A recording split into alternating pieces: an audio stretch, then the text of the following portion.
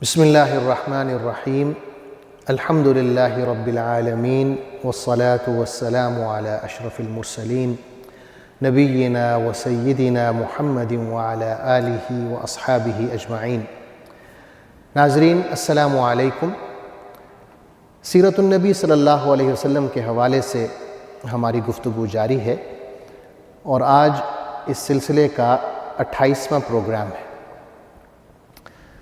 پچھلے پروگرام میں غزوہ احد کا ذکر ہو رہا تھا کہ جب کفار قریش نے یہ افواہ پھیلائی کہ محمد صلی اللہ علیہ وسلم قتل ہو گئے ہیں تو مسلمانوں کے حوصلے پست ہو گئے اور کئی مسلمان ایسے تھے جو اپنا اسلحہ پھینک کر بیٹھ گئے اور یہ سوچنے لگے کہ اب ہم کس لیے لڑیں، اب لڑنے کا کیا فائدہ۔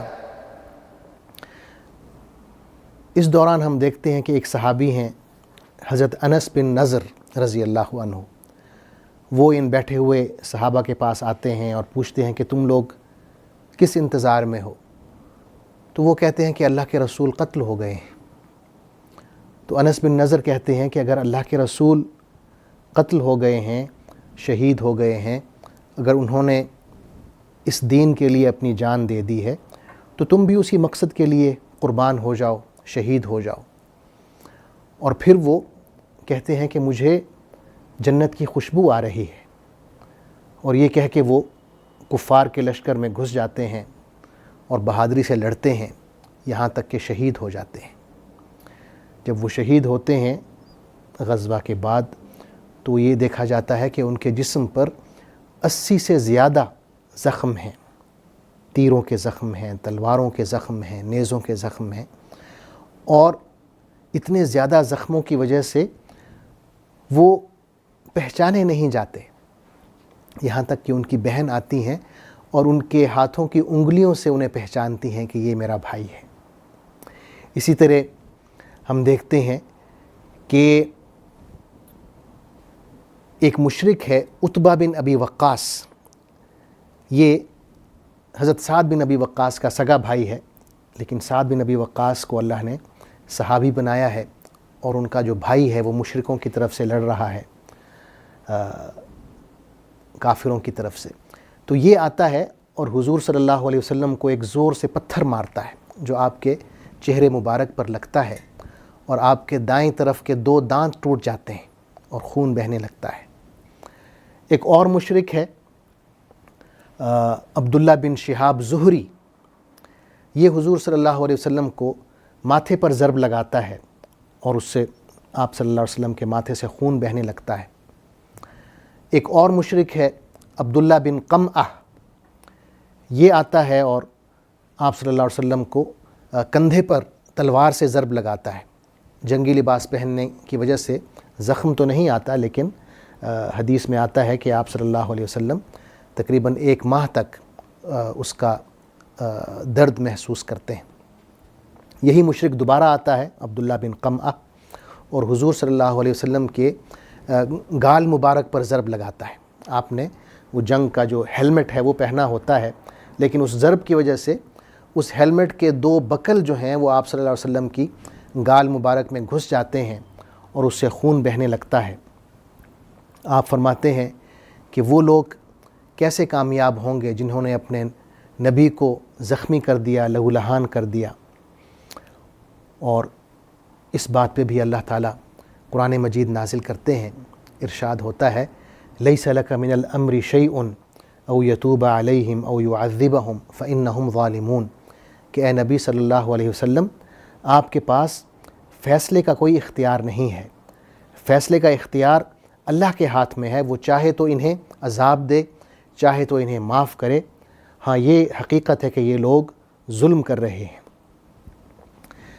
یہ جو مشرک ہے عبداللہ بن قمعہ، دراصل اس نے حضرت مصعب بن عمیر رضی اللہ عنہ کو بھی قتل کیا ہوتا ہے، اور حضرت مصعب بن عمیر حضور اکرم صلی اللہ علیہ وسلم سے بہت زیادہ مشابہت رکھتے ہیں، تو یہ سمجھتا ہے کہ گویا کہ اس نے حضور صلی اللہ علیہ وسلم کو قتل کر دیا ہے، تو یہ چیخنا شروع کر دیتا ہے کہ اس نے محمد صلی اللہ علیہ وسلم کو قتل کر دیا ہے، اور اس سے یہ افواہ پھیلتی ہے اور مسلمانوں کے جو حوصلے ہیں وہ پست ہوتے ہیں۔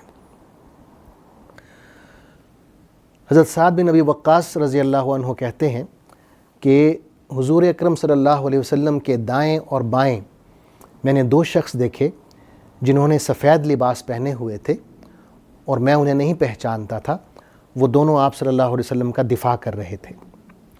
بعد میں آپ صلی اللہ علیہ وسلم نے فرمایا کہ وہ حضرت جبریل علیہ السلام تھے اور حضرت میکائیل علیہ السلام تھے۔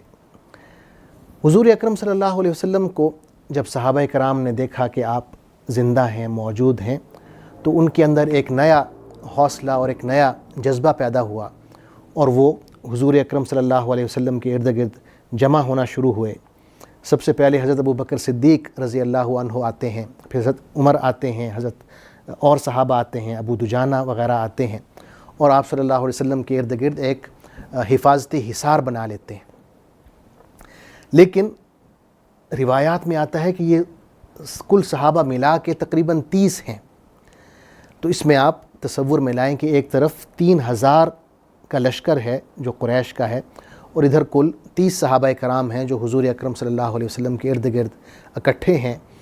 تو آپ صلی اللہ علیہ وسلم ایک منظم طریقے سے کفار قریش کے ساتھ لڑائی بھی جاری رکھتے ہیں اور آہستہ آہستہ پہاڑ کی طرف چلنا شروع کرتے ہیں اور اپنی پشت جو ہے وہ محفوظ کرتے ہیں۔ جبل احد جو ہے، احد کا پہاڑ، اسے اپنے پشت پر رکھتے ہوئے آہستہ آہستہ پہاڑ پر بھی چڑھنا شروع کرتے ہیں اور مشرکین کو ان کے جو حملے ہیں ان کو روک بھی رہے ہوتے ہیں۔ مشرکین جب دیکھتے ہیں کہ مسلمان بلندی پر چلے گئے ہیں اور نسبتاً محفوظ ہو گئے ہیں، تو وہ بھی ذرا رک جاتے ہیں اور اپنے آپ کو دوبارہ سے منظم کرنے لگتے ہیں۔ اللہ تعالیٰ اس دوران مسلمانوں پر بھی غنودگی کی شکل میں اطمینان اور تسلی کی نعمت جو ہے وہ نازل فرماتا ہے۔ مسلمان جو ہیں دوبارہ سے منظم ہونے لگتے ہیں اور کفار قریش کو وہیں پہ روک دیتے ہیں، بلندی کی طرف، پہاڑ کی طرف نہیں آنے دیتے۔ تو یہاں میدان جنگ کی صورتحال کچھ یوں معلوم ہوتی ہے کہ دونوں فوجیں جو ہیں نئے سرے سے منظم ہو رہی ہیں۔ کفار قریش بھی اپنے بندے پھر سے اکٹھے کر رہے ہوتے ہیں، مسلمان بھی اکٹھے ہو رہے ہوتے ہیں۔ جو لوگ دور دور تک بھاگ گئے ہوتے ہیں وہ حضور اکرم صلی اللہ علیہ وسلم کو زندہ دیکھ کر دوبارہ سے آپ صلی اللہ علیہ وسلم کے ارد گرد جمع ہونا شروع ہوتے ہیں۔ تو یوں لگتا ہے جیسے جنگ دوبارہ سے شروع ہونے والی ہے نئے سرے سے۔ کفار قریش میں سے ایک سردار ہے ابی بن خلف، یہ امیہ بن خلف کا بھائی ہے جو بدر میں قتل ہوا تھا، جو حضرت بلال کا مالک تھا اور مکہ میں انہیں تکلیفیں دیتا تھا۔ تو یہ آتا ہے اور حضور صلی اللہ علیہ وسلم کو مقابلے کی دعوت دیتا ہے، بلکہ کہتا ہے این محمد لا نجوت ان نجا، کہ محمد کہاں ہیں، آج یا میں ہوں زندہ یا وہ زندہ ہے۔ تو صحابہ کرام اسے روکنے کی کوشش کرتے ہیں، تو حضور صلی اللہ علیہ وسلم صحابہ کرام سے کہتے ہیں کہ اسے آنے دو، اور آپ صلی اللہ علیہ وسلم کسی صحابی سے ایک نیزہ لیتے ہیں اور مقابلے میں آپ ہلکا سا نیزہ اس کی گردن میں چبھوتے ہیں، ایک خراش سی آتی ہے، تو وہ گھوڑے سے گرتا ہے اور کئی قلع بازیاں کھاتا ہوا دور تک جا گرتا ہے اور شور مچا دیتا ہے کہ مجھے محمد نے قتل کر دیا، مجھے محمد نے قتل کر دیا۔ اس کے ساتھی اسے کہتے ہیں کہ تمہیں تو کچھ ہوا ہی نہیں، ہلکی سی خراش آئی ہے۔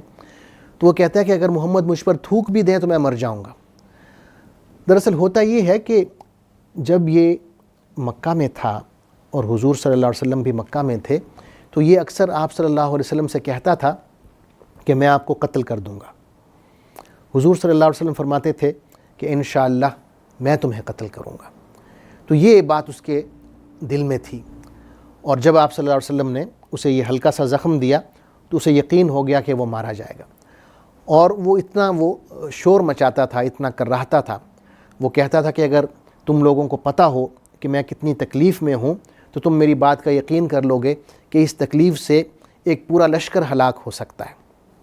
اور وہ اسی تکلیف میں مبتلا رہتا ہے، اور جب مکی لشکر جو ہے واپس مکہ کی طرف جاتا ہے تو راستے میں کہیں وہ مر جاتا ہے۔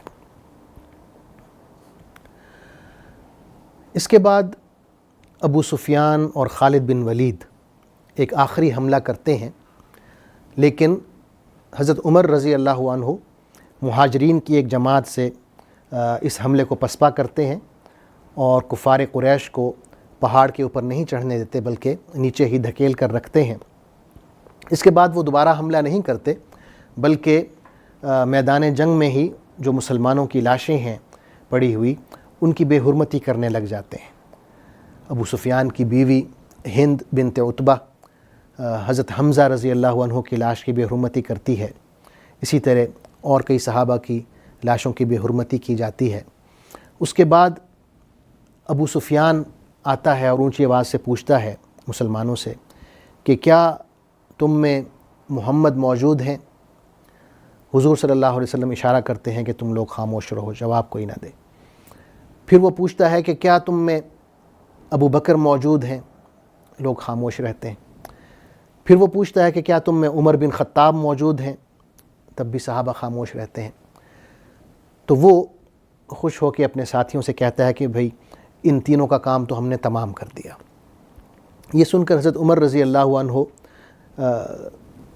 مزید صبر نہیں کر پاتے اور کہتے ہیں کہ اے اللہ کے دشمن، یہ تینوں جن کا تم نے نام لیا ہے یہاں پر موجود ہیں، ہم یہاں بیٹھے ہوئے ہیں، محمد صلی اللہ علیہ وسلم بھی زندہ ہیں، ابو بکر بھی زندہ ہیں، اور میں عمر ہوں تم سے مخاطب۔ تو ابو سفیان یہ سن کے زور سے نعرہ لگاتے ہیں، اعلو حبل، کہ حبل جو ان کا بت ہے ان کے بارے میں نعرہ لگاتے ہیں کہ حبل کی شان بلند ہو۔ حضور صلی اللہ علیہ وسلم کہتے ہیں صحابہ کرام سے کہ آپ جواب دیں اس نعرے کا۔